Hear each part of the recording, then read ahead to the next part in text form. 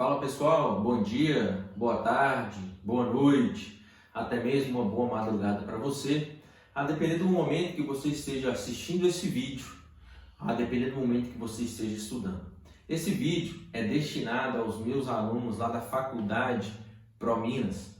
Estamos em tempos de quarentena, todo mundo dentro de casa, mas como vamos falando por aí, quarentena não é férias, então nossos estudos vão continuar desta maneira: vídeos, material enviado para vocês, debates e assim por diante, ok? Hoje o nosso tema: regras do regime semiaberto. Regras do regime semiaberto. Nós já vimos regras do regime fechado. Vocês receberam aí o meu roteiro de aula, siga por ele. Faça as suas anotações. Qualquer dúvida, entre em contato comigo, tá bom? Então vamos lá. Regras do regime semiaberto. Primeiro, onde que o condenado cumpre a pena no regime semiaberto? Vamos lá? Colônia agrícola, industrial ou estabelecimento similar, ok? Então aquele sujeito que vai iniciar o cumprimento da sua pena no regime semiaberto, deverá ele cumprir essa pena em colônia agrícola, industrial e estabelecimento similar. Quando esse sujeito ele chega na unidade prisional, ele deverá passar também pelo exame criminológico. Lá no regime fechado, nós vimos que é obrigatório a realização do exame criminológico. Aqui no regime semiaberto, também é obrigatória a realização do exame criminológico. Nós já vimos quem irá realizar esse exame criminológico é a CTC, Comissão Técnica de Classificação. Comissão Técnica de Classificação. Então, primeiro ponto, nós vamos ter que realizar então o exame criminológico. O exame criminológico é feito pela CTC, Comissão Técnica de Classificação. Tudo bem? Ótimo. O sujeito que está cumprindo pena no semiaberto, ele vai sair para trabalhar durante o dia e ele é recolhido no período noturno. Onde que ele irá trabalhar como regra? Como regra, pessoal, ele deveria trabalhar dentro da própria unidade prisional, tendo em vista que ele está em uma colônia agrícola ou industrial, tudo bem? Então ele deveria sair da cela para trabalhar dentro da unidade prisional, retorna no período noturno, ficando na cela. Só que nós sabemos que a grande maioria dos estabelecimentos prisionais não há possibilidade de cumprimento em colônia agrícola ou industrial. Então, perceba, o sujeito que está no semiaberto, ele tem direito ao trabalho externo. Então, o sujeito que está cumprindo a pena no regime semiaberto, ele tem a possibilidade do trabalho externo, ou seja, ele vai sair da unidade prisional durante o dia para trabalhar e retorna à noite para dormir na unidade prisional, ok? Então, aquele preso que cumpre pena no regime semiaberto, ele tem a possibilidade do trabalho externo. Ele sai durante o dia, trabalha e retorna à noite, ok? Esse sujeito que está no semiaberto, ele também pode sair para estudar. Nós vimos que é a saída temporária. Ele tem o direito da saída temporária para estudar, ok? Então ele vai sair para estudar, logo que encerre os seus estudos, ele vai voltar para a unidade prisional, ok? Então, regras do regime semiaberto. Primeiro, é obrigatória a realização do exame criminológico para poder se individualizar a pena. Será feito pela CTC, Comissão Técnica de Classificação. No semiaberto, o sujeito, o condenado, ele tem direito ao trabalho externo, ok? Ele vai sair da unidade prisional para trabalhar e retorna ao final para poder dormir na unidade prisional. ele também tem a possibilidade de sair para poder estudar. Ele também tem essa possibilidade de sair aí para poder estudar, ok? Então, basicamente, essas são as regras do regime semiaberto. Prosseguindo, vamos às regras do regime aberto. Então, anotem aí, regras do regime aberto. Regras do regime aberto. Perceba, o sujeito que vai cumprir pena no regime aberto, onde ele vai cumprir essa pena? Vamos lá? Casa de albergado ou estabelecimento adequado.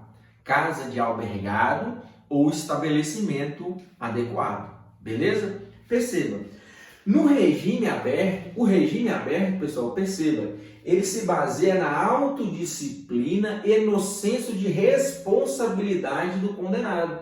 De novo, se baseia na autodisciplina e no senso de responsabilidade do condenado. E por que isso? Perceba, porque o sujeito que está no semiaberto, ele tem o direito de sair da unidade prisional para trabalhar ou para estudar. E perceba, ele vai sair sem vigilância alguma. Ele vai sair sem nenhum tipo de vigilância. Ele sai para trabalhar sem vigilância, ele sai para estudar sem vigilância. E no período noturno ele é recolhido novamente na unidade prisional. Por isso que se diz que o regime aberto se baseia na autodisciplina e na responsabilidade do condenado. Beleza? Por quê? Porque ele sai para estudar ou para trabalhar e retorna após a realização destas atividades. Beleza? Tranquilo. Observe. Só vai ser progredido para o regime aberto aquele sujeito que já está trabalhando ou que comprovar para o juízo a possibilidade de trabalhar. E isso é muito importante. Isso é um dos requisitos da progressão de regime para o regime aberto. Para o sujeito sair do regime semiaberto e para ir para o aberto, ele tem que comprovar para o juiz, primeiro, que ele já está trabalhando ou que ele tem uma possibilidade de trabalhar. Se ele não comprovar isso para o juiz, dificilmente ele progredirá para o regime aberto. Por quê? Preste atenção. Porque no regime aberto, o trabalho ele é obrigatório, ok? Para o sujeito que se encontra no regime aberto, essa comprovação que pode trabalhar ou que está trabalhando é obrigatória para que ele possa progredir de regime. Ok? Agora, um outro ponto muito importante, preste atenção. No regime fechado e no regime semiaberto, o trabalho vai gerar a chamada remissão. Perceba, no regime fechado e no regime semiaberto, se o sujeito trabalha, ele tem direito à remissão. A remissão nós vamos ver um pouco mais para frente, mas é o quê? É o desconto na pena do sujeito pelo trabalho. Então, se ele trabalha uma quantidade X, ele tem uma quantidade X descontada na sua pena. Mas o trabalho só gera essa possibilidade de remissão no regime fechado e no regime semiaberto. No regime aberto, o trabalho não gera possibilidade de remissão. Porque, como eu disse, no regime aberto, o sujeito obrigatoriamente ele tem que estar trabalhando. É como se fosse um dos requisitos para que ele possa ser progredido para o regime aberto, ok? É por isso que no regime aberto, o trabalho não gera a possibilidade de remissão, beleza? A remissão pelo trabalho só vai ser possível no regime fechado e no regime semiaberto. Tranquilo? Maravilha. Agora, o sujeito que é progredido de regime ou que vai cumprir a sua pena no regime aberto, ele vai seguir algumas condições. Então, o juiz, ao estabelecer o regime aberto ou ao progredir o sujeito para o aberto, ele vai estabelecer condições que esse sujeito deverá obrigatoriamente cumprir. Essas condições se encontram no artigo 115 da LEP. Lá no artigo 115 da LEP, tem as condições que o sujeito que está no regime aberto deverá cumprir. Perceba o que diz o 115. O juiz poderá estabelecer condições especiais para a concessão do regime aberto, sem prejuízo das seguintes condições gerais e obrigatórias. Antes de a gente passar às condições, perceba, o 115 são as obrigações gerais, ou seja, todos aqueles que estiverem no regime aberto deverão cumprir, todos, sem exceção. Mas perceba que o artigo 115 ele diz que o juiz ele poderá estabelecer outras condições especiais, mas isso vai de acordo com cada caso concreto. O que é importante saber? Todos que estão no regime aberto vão cumprir as condições que estão no 115, mas, a depender do caso concreto, poderá o juiz estabelecer condições especiais, beleza? Vamos às condições então. Inciso número 1. Permanecer no local em que for designado durante o repouso e nos dias de folga. 2. Sair para o trabalho e retornar nos horários fixados. 3. Não se ausentar da cidade onde reside, sem autorização judicial. E 4. Comparecer a juízo para informar e justificar as suas atividades quando for determinado. Quando for determinado. Então vocês percebam que o sujeito que está no regime aberto deverá cumprir todas essas obrigações, deverá cumprir todas essas condições que estão no artigo 115 da LEP, sob pena de ser transferido para regime mais gravoso. Ou seja, se ele deixar de cumprir essas condições, ele poderá ser regredido de regime, porque são condições obrigatórias. São condições obrigatórias que aquele que se encontra no regime aberto, ele tem que cumprir. Beleza? Maravilha. Vamos seguir então, vamos falar agora sobre a prisão albergue domiciliar.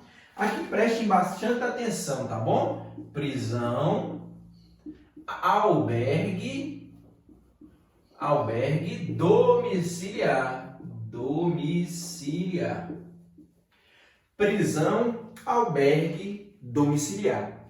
Perceba, algumas pessoas, por algumas características ou por algumas circunstâncias pessoais, terão direito de serem colocadas em prisão domiciliar, ou melhor, em prisão albergue domiciliar.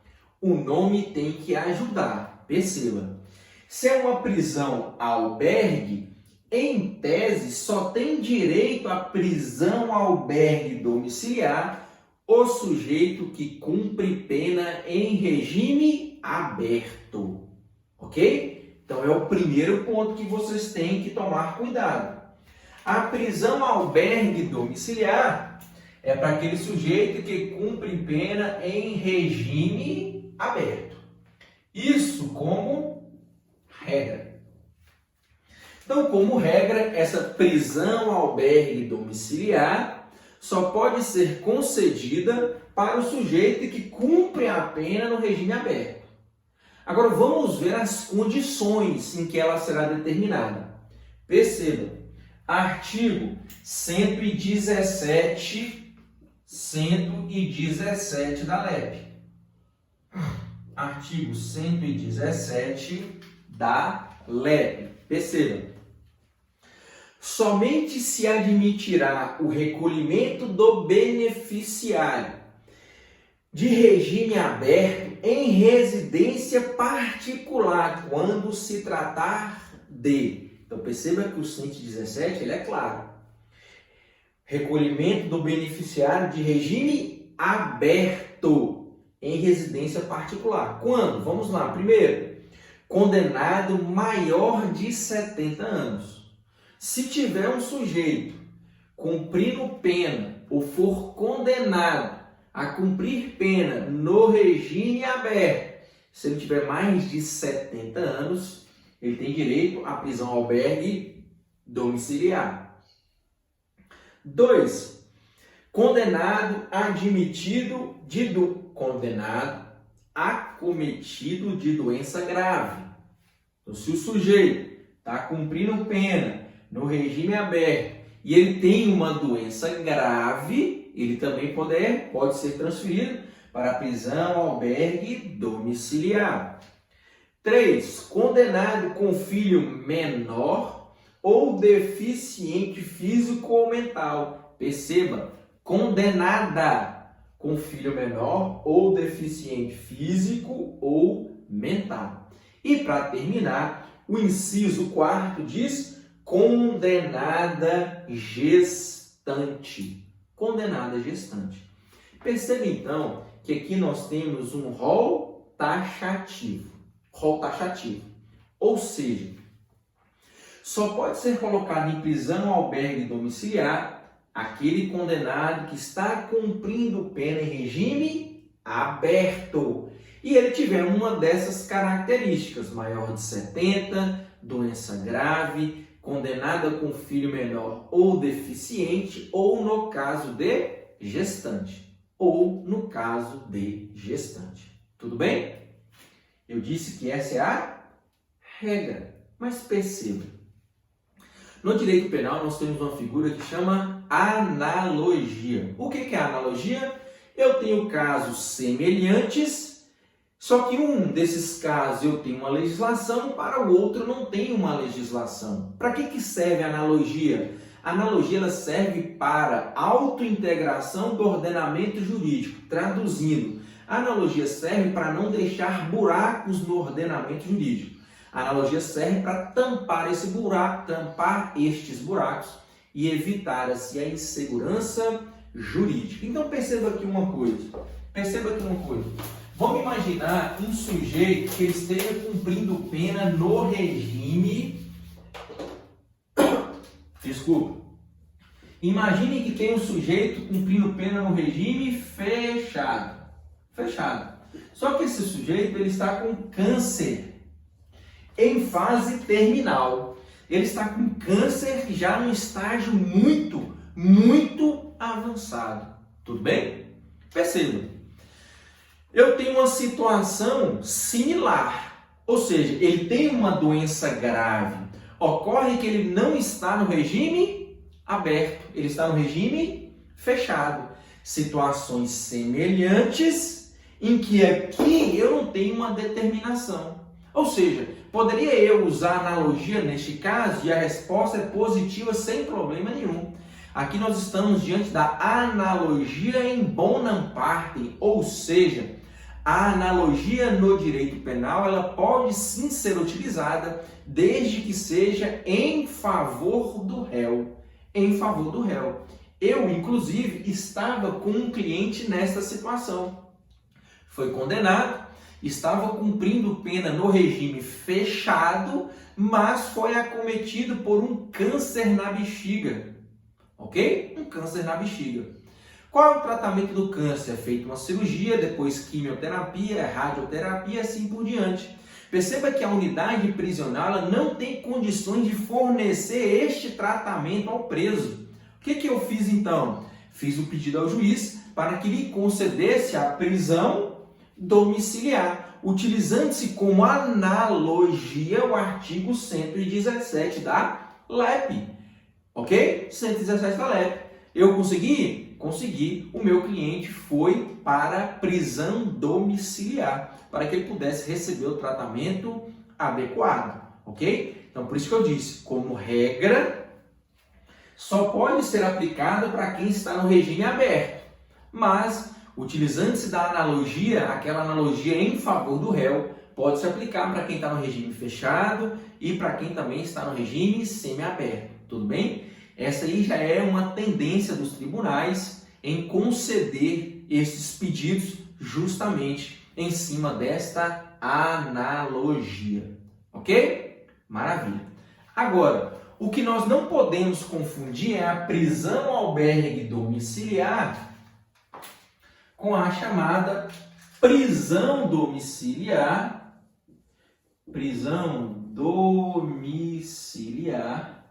que está lá no artigo 318 do Código de Processo Penal. Perceba que são coisas completamente distintas. A prisão albergue domiciliar, artigo 117 da LEP.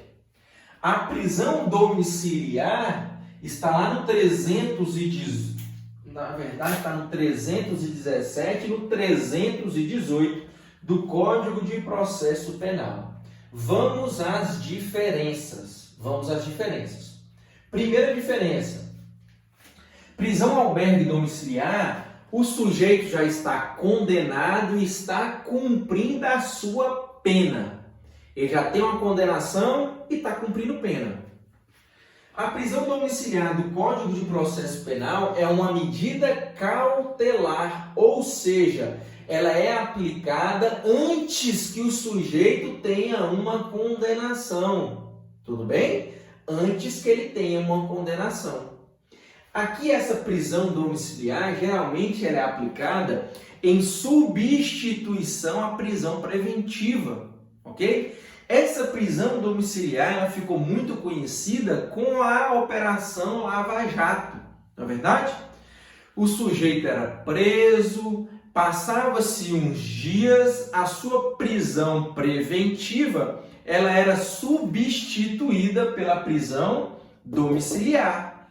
Neste caso, lá da Operação Lava Jato, em que muito se falou em substituição para a prisão domiciliar, era essa prisão domiciliar como medida cautelar. Perceba que lá estava-se ainda numa fase ou do inquérito ou uma fase no início do processo, não tinha nem sentença, não tinha nem pena, ok? Medida cautelar.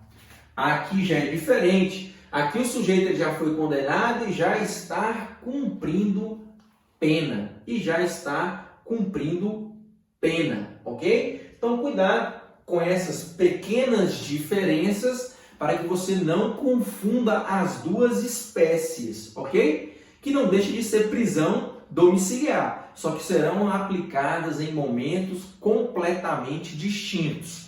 Aqui é uma medida cautelar que será aplicada antes do sujeito ter uma condenação, tudo bem? Antes dele ter uma condenação. Aqui é a prisão albergue domiciliar, o sujeito já foi condenado e ele já está cumprindo pena. Prisão albergue domiciliar. Ok, pessoal? Cuidado com essas diferenças. Por hoje é só. Um grande abraço e até a próxima.